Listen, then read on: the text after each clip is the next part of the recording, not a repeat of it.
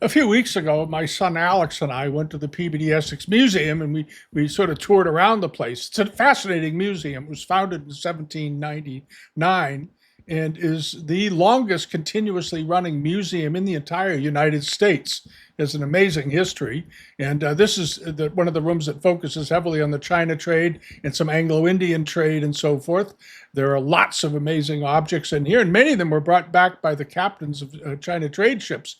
The China traders would go out, and the original museum was founded. They would bring back artifacts and things from the Pacific, from the northwest coast of the United States. They would bring things back from China and so forth, and they would leave them with what was then called the East India Marine Society, is now known as the Peabody Essex Museum.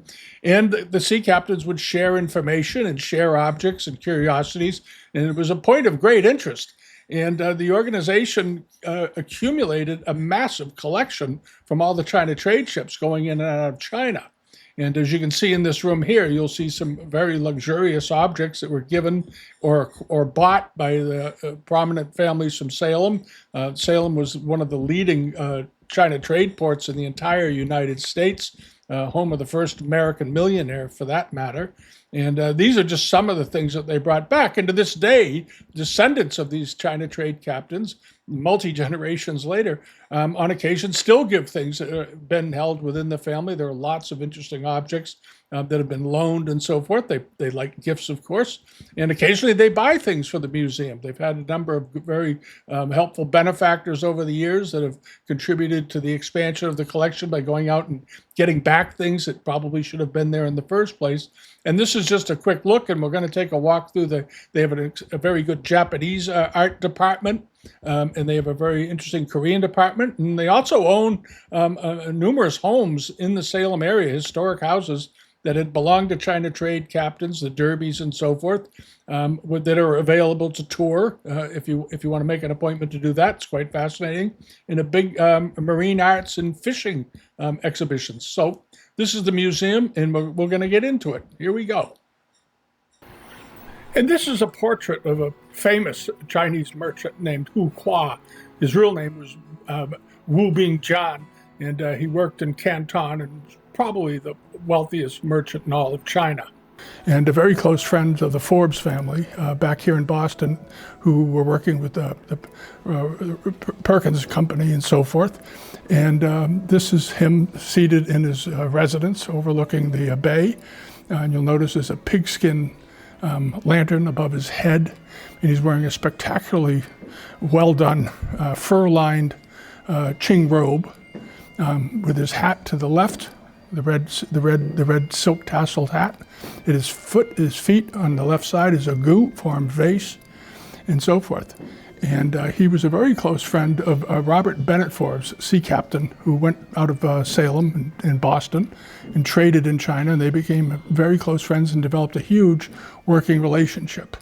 All right, and as you can see in the upper left here is a very nice Dewa incense burner.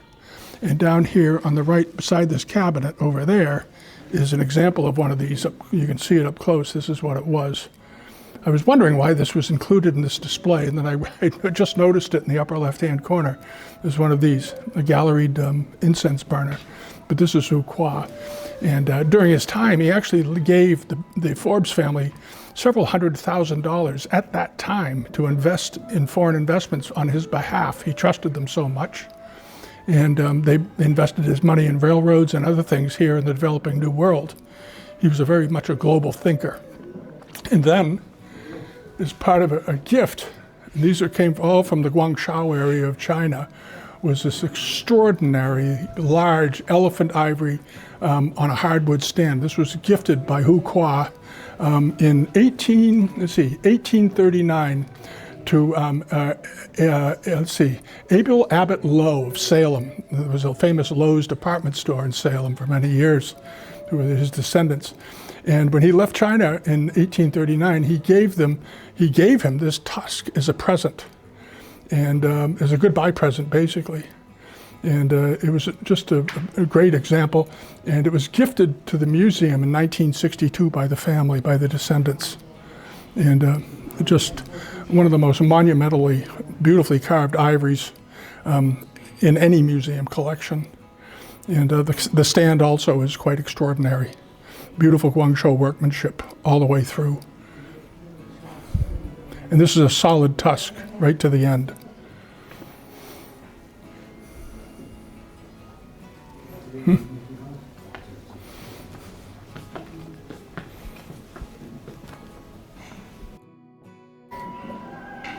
Okay, and then we have this. This is a very famous painting that's been in the museum now for about 30 years. And it's the tea production painting, and it's quite large. It measures around 8 feet wide, well, about 6 feet wide, I guess, and about 4.5 feet tall. And if you look to the upper left, it shows that it's the many stages of tea production. And this was to show the foreigners how they made tea. The painting was done around 1800, and you'll notice in the upper left here, you have the tea fields. Here they are seeding the tea fields. And down here, the tea is coming in. And down here, the tea is maturing, and they're starting to pick the leaves. Then it comes over here for its initial processing, and then comes down and goes into these baskets. And gets taken across the bridge over to here, where it's further processed and cleaned. Stems are picked off, and it's processed. Here it is again, further processing and packing and grinding, and then sent down here, all right, and loosely put into boxes, sent down river. In here, and then over here at the end, this is the port where it goes out. And here you have gentlemen sort of stamping on it the way they do grapes in Italy, packing the tea down into the boxes. And here are the finished boxes. And here you have a European merchant looking at the goods, checking the quality. The man in the red hat is the merchant. There's another merchant over here who's signing documents and negotiating the sale. They're put into boxes. The boxes are being marked. And then they're put onto these barges, and then the barges are brought out of the port and sent up the river. And here you have the ships waiting over here to accept the tea, to bring back.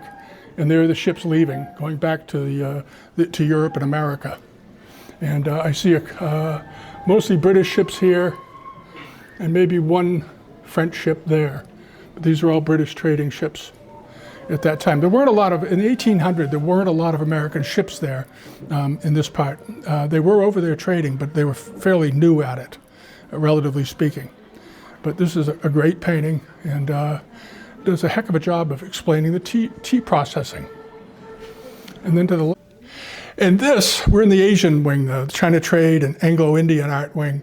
And this is one of the finest palampores in any collection in the world. It's in absolutely perfect condition, and it's a very early one. It was made during the 18th century, and these are done with a wax-resist dyeing technique that the Indians perfected and made very, very popular. It was often referred to as chintz in England and in Europe. And they were first introduced during the reign of Charles II through his wife, the Infanta, the queen, the Princess of Portugal. And when she became Charles II's wife, she began having these imported into England. And they became so popular in England that the cotton manufacturers in England attempted to block their importation and were successful in doing that for a number of years.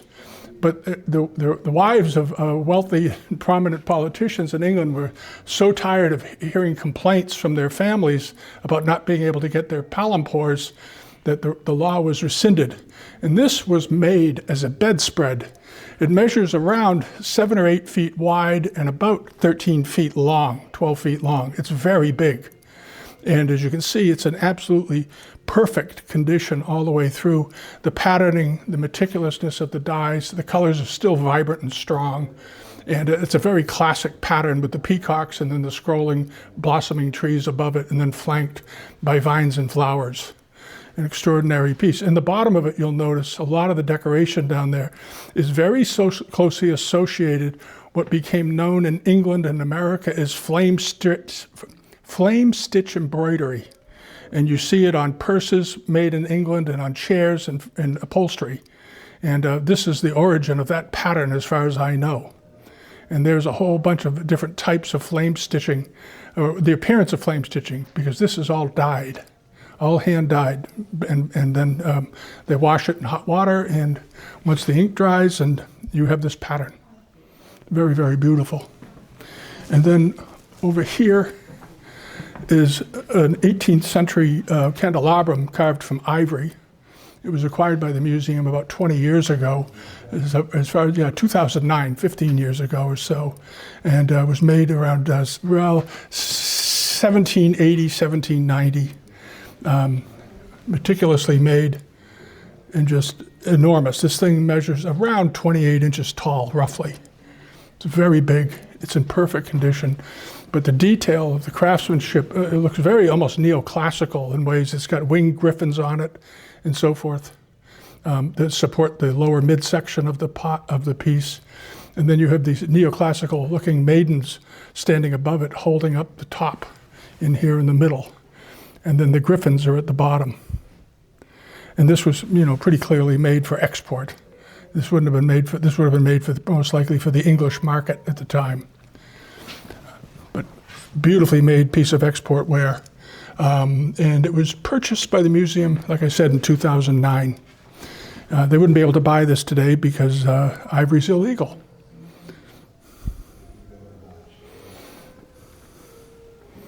Quite a thing, Jesus.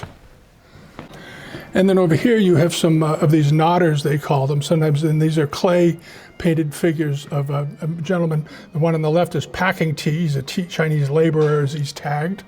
And on the right is a person carrying boxes of tea down to the ship or down to wherever it's being sent from. And these are very rare, and these appear to be in quite good condition. As far as I can tell, they haven't been repainted. They may have had some touch-up done to them. They often did because these were very prone to flaking, but they're very interesting artifacts that would have been brought back around the early 19th century from China, from Guangzhou.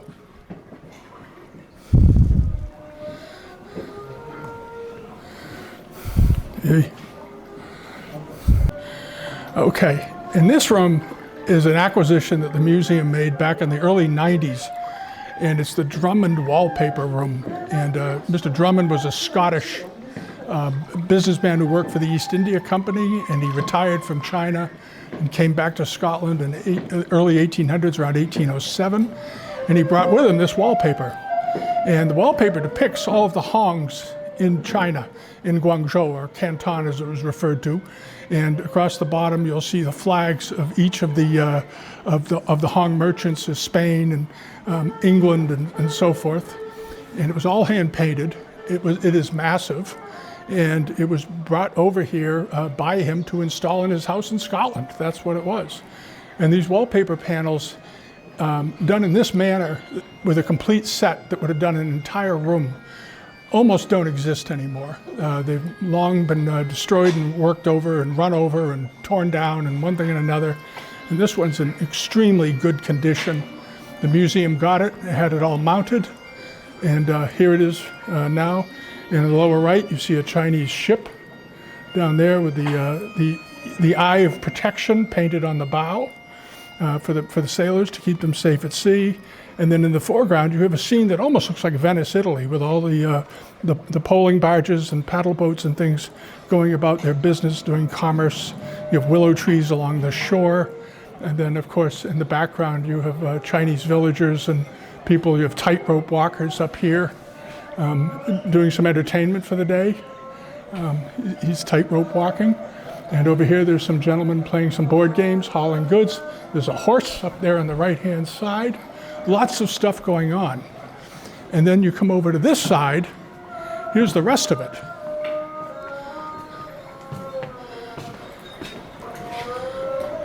Really amazing. Another group of scenes of the Hongs. It's a little bit darker. I wish the lights were brighter. See if there's any way to get the lights to go up. Sometimes if you walk near it, it gets brighter. No, I guess it's not going to do that. At any rate, it's again the same workmanship, the same artist, just of different scenes, different section of the river along the shoreline of Guangzhou. And again, perfect colors, perfect artwork. And they managed to work this one in around a doorway that was probably a doorway in the house in Scotland, so they didn't have to cut it. But there is a door on the right that they couldn't accommodate, so they just put a panel in, which works fine. And down here at the end of this room, is an album that he collected in this case here of Chinese boats. And we've seen these kinds of boats before, but this is a complete album. There's 50 boats in here, and all the different types of boats. The one on the bottom is depicting a person with watering his ducks. The people up above, they're moving wood up and down the river. And this is just to show the type of trade that was going on at the time. And these paintings were done probably around 1800, roughly. And we've seen this style before in many different forms. But to have a complete album with the inscription at the bottom by Mr. Drummond describing what's in the scene is really quite an extraordinary thing. And presumably this album and the wallpaper were acquired at the same time from that estate, however it became available, and bought by the museum through the helpful assistance of a very wealthy benefactor. Just quite a scene. It's worth seeing. If you like Chinese wallpaper, you've got to come see this.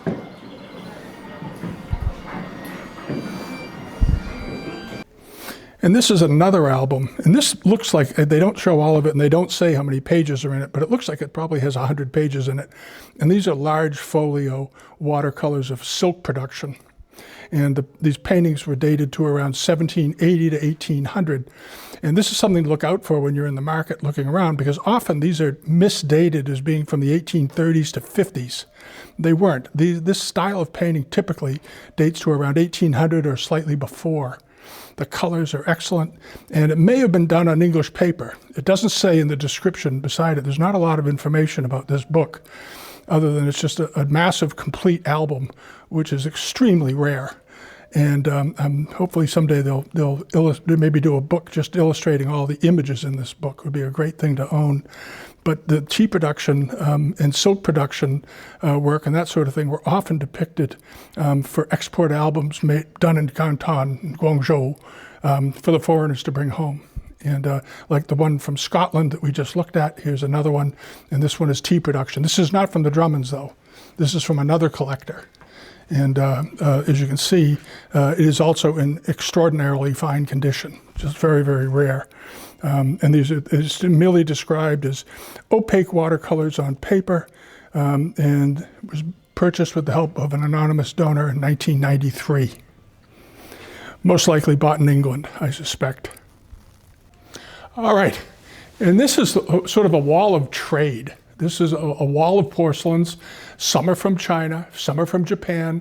Some of the ceramics were made in Europe, England, Royal Worcester. Some were made in the Netherlands, Dutch Delft. Some are Spanish. And we're going to go over and we'll start on the left side and sort of walk through it. It's a very interesting display. On the upper left here, you have a familiar face. On the top left, you have a Kangxi period blue and white dish in a pattern that you've all seen. And below it is a Dutch Delft example from the Netherlands, made around the same time, roughly. And then to the upper right is a turquoise ground painted elephant on a Ming bowl with Kinrandi red. And then below it is another probably Spanish market dish with some sort of coat of arms on it.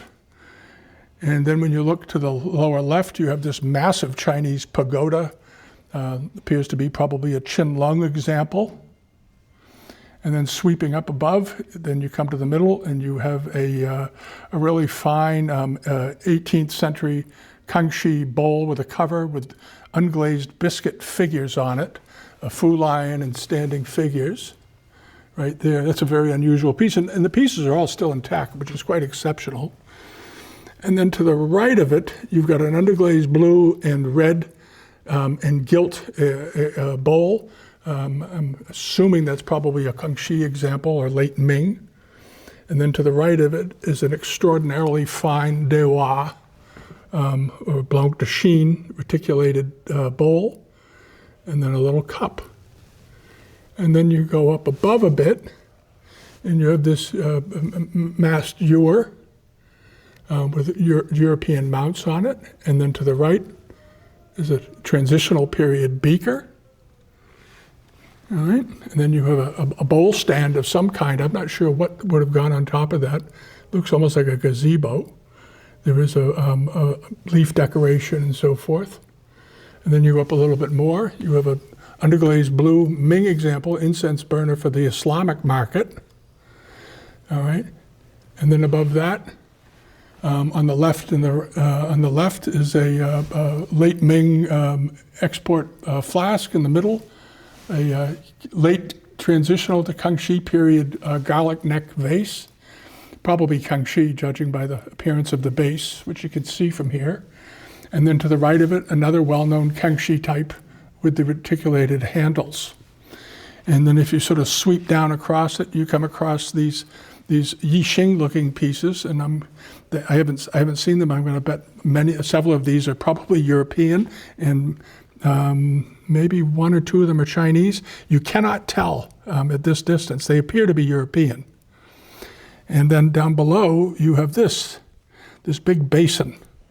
And this was made in probably in either Spain or Mexico. It's a Talavera ware. Extremely fine, big example.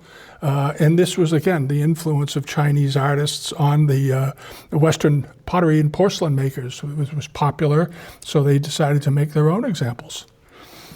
And then over here, you have these late Ming transitional period kendis, one in the form of an elephant and another in the form of a toad.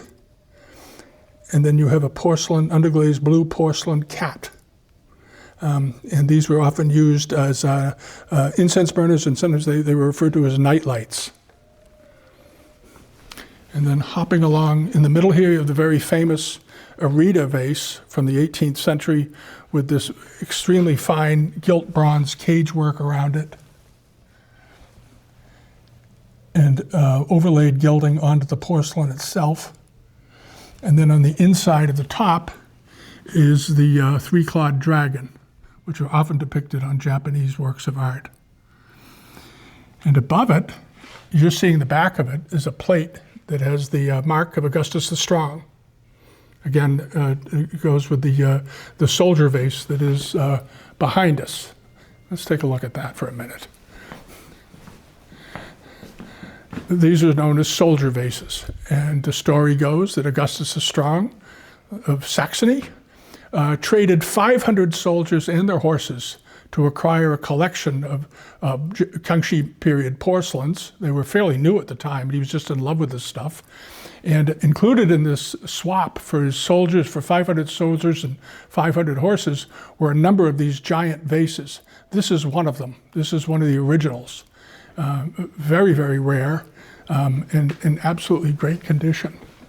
And this one was made 1710 to 1715 and is in spectacular condition.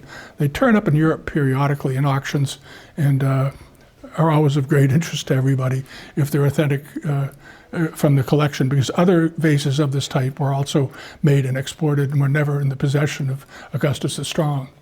But this one they know was, so the museum bought it.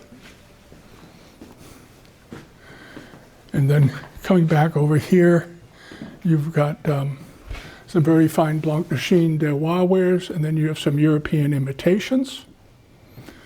And then down below, you have a biscuit decorated Kangxi ribbed bamboo with gilding teapot. And then you move down a little lower, you have a more standard China trade set, beautifully done. This actually looks like Worcester. You'd have to check on that, actually. Yeah, this is a European tea service done in the Chinese style. They're not 18th century Chinese. But then you have this very, very nice 18th century. It was for applying powdered sugar onto breakfast biscuits. Rather nice. And below it is a candelabra. Now the candelabra is both European and Chinese. The porcelain is Dewa, or Blanc de Chine, and then when it got to Europe, they added gilt bronze mounts to it and turned it into a candelabra. But exceptional. And then to the lower left of it is a Kangxi period, wall cistern with its under tray, with its bowl that goes under it. And you don't often see them still intact, the complete set anymore. So this is sort of a very fine one with beautiful colors and so forth.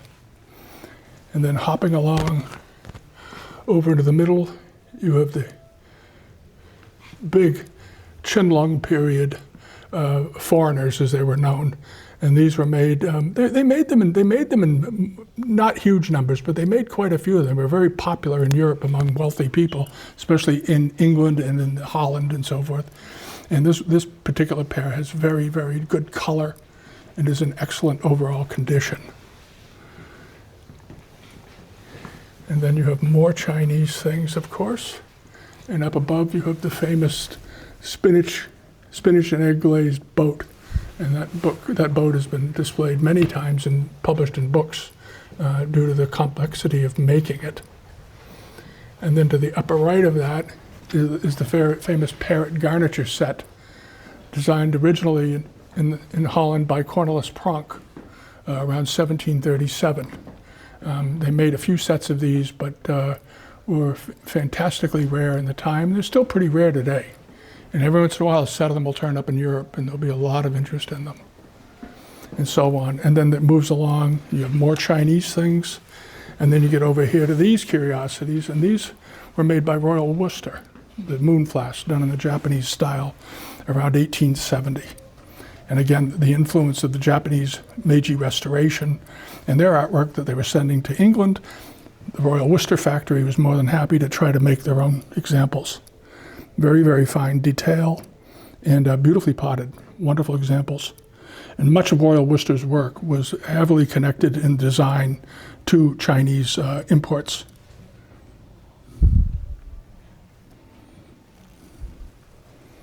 And then they sort of finish up with more Chinese pieces.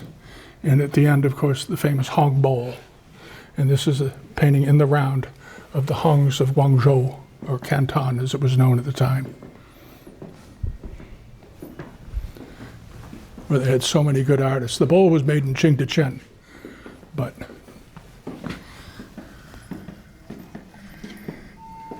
beautifully done.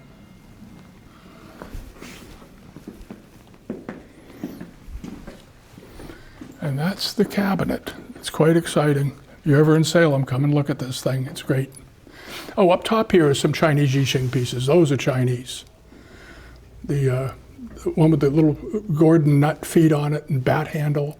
The one to the left is probably a Kangxi example with the animal on top. And then you have a Batavian glazed bowl with European later mounts added to it. It's quite a wall. That'll do it.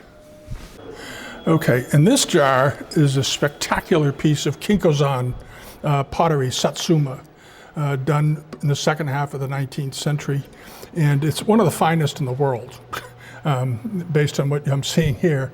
It's got samurai scenes in the round, all the way around it, and all the way to the bottom. And as you know, the Kinkozan studio started in the mid-17th century and ran right through until the 1920s, 1927 when it closed. During that time, they produced an enormous variety of Satsuma pieces, and some of them were extremely fine, and some of them are more commercial. This one is extremely fine, obviously. All of the pieces that in this cabinet are. They're extraordinary examples. And this is one of the best of its type, probably anywhere in the world today. And it came from the collection of Henry Haley in 2004. And he probably bought them in the 1960s when there wasn't a lot of interest in these. But the workmanship is just mind-blowingly good, and the pot measures around probably just about a foot tall, maybe a little bit more. It's very, very good. And then next to it is another Kinkozan piece that's equally good, of a trapezoidal jar made in the late 19th century, again of samurai, lots and lots and lots of gilding. The use of gilding on these was quite intense. And these pieces were all made for export, you know. The Satsuma was purely an export product by the mid-19th century when they went to this type of work. They were doing this to share their images of Japan with the rest of the world. And This was the more modern end of the Satsuma kiln period, very different than what they were making back 200 years earlier. And the top of it, as you can see, is covered with sort of a millefiori pattern of gold flowers and a latching device of some kind for the top. And again, you see the same sort of general lappets patterning around the shoulder, not dissimilar from the jar we just looked at. Exceptional quality.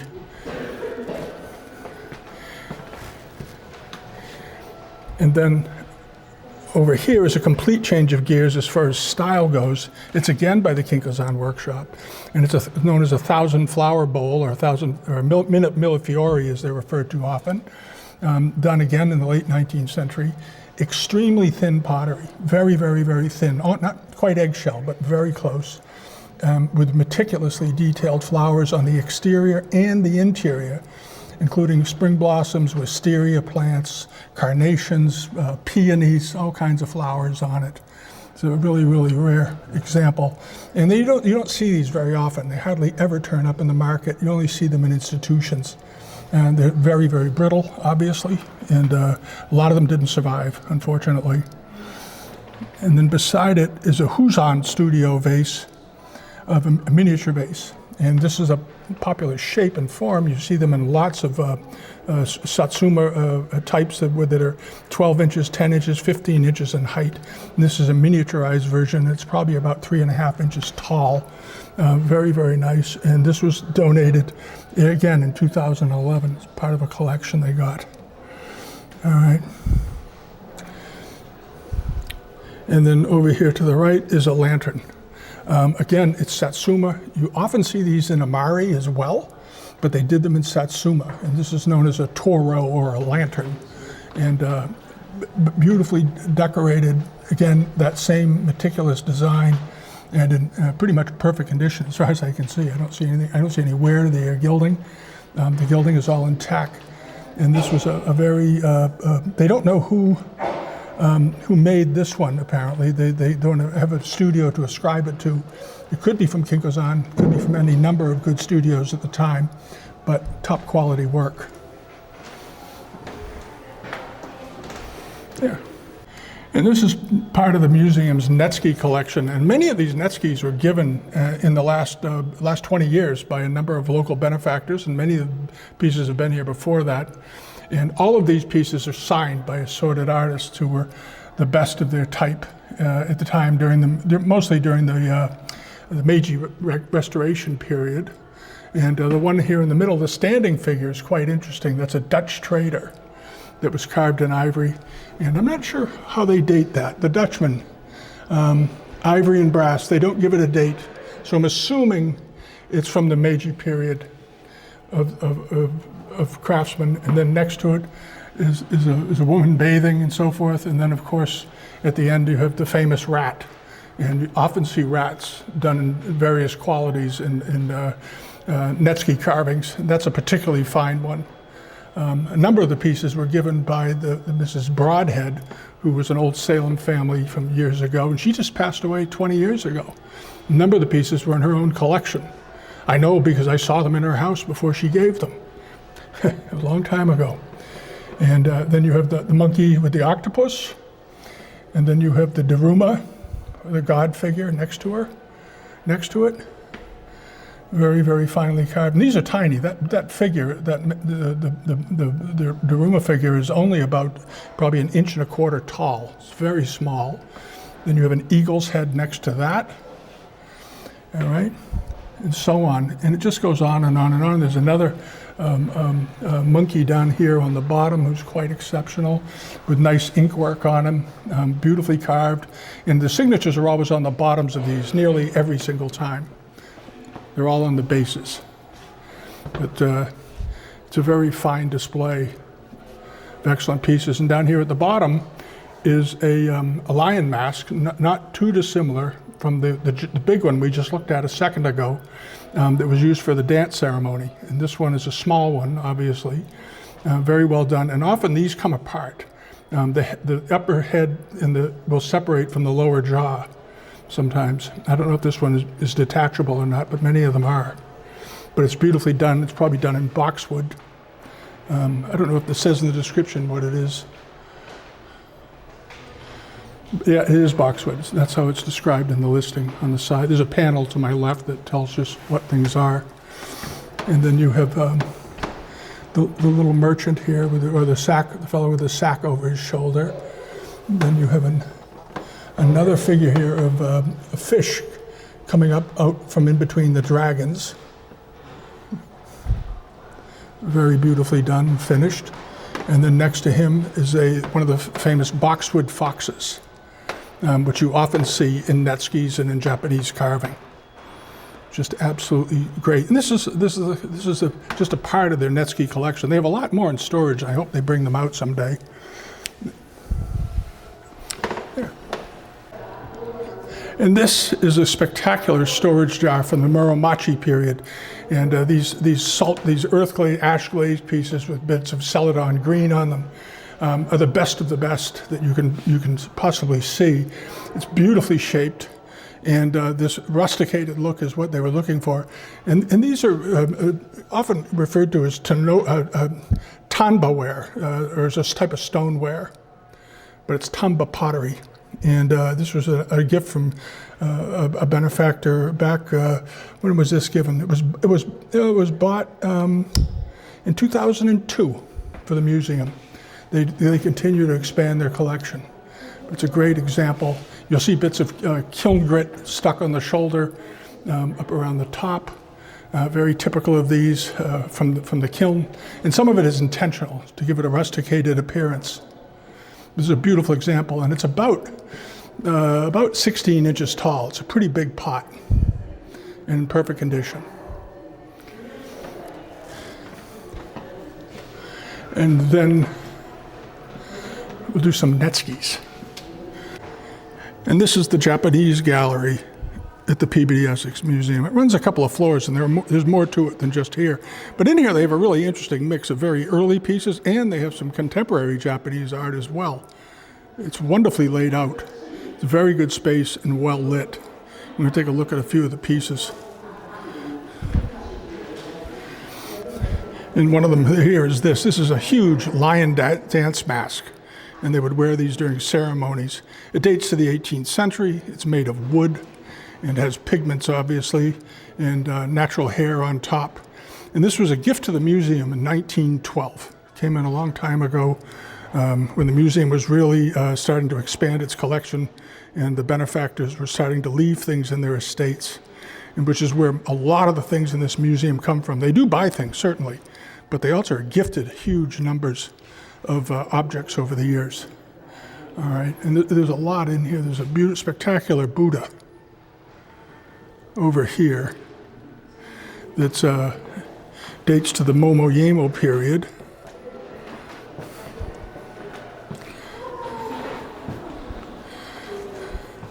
Fantastically well. It's the Education Buddha.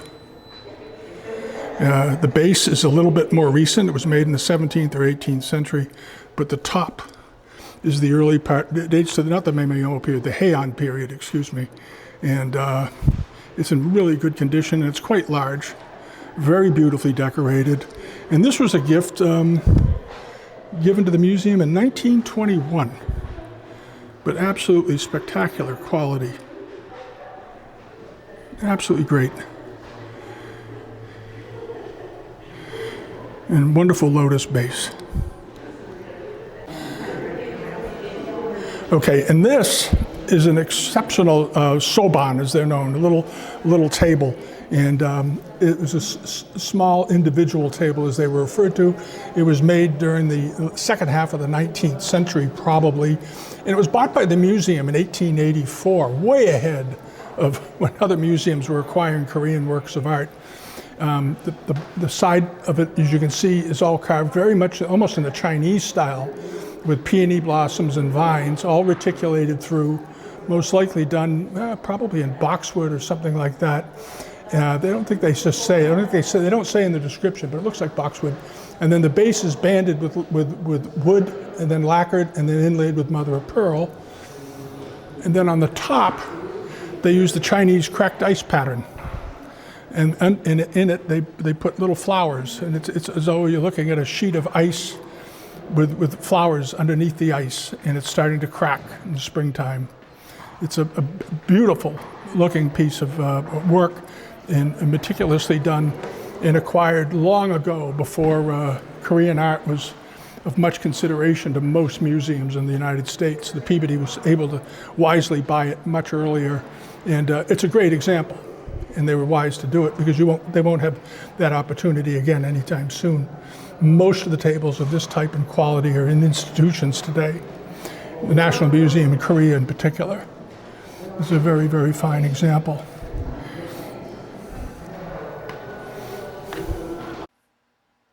All right, and that was it. It's a great museum. They have an amazing collection. The China trade section that we just went through is only part of it. It's a small part of it. There's more Chinese material there. They have an antique Chinese a Chinese house that was brought over from the early Qing dynasty that was built on the museum property that you can tour.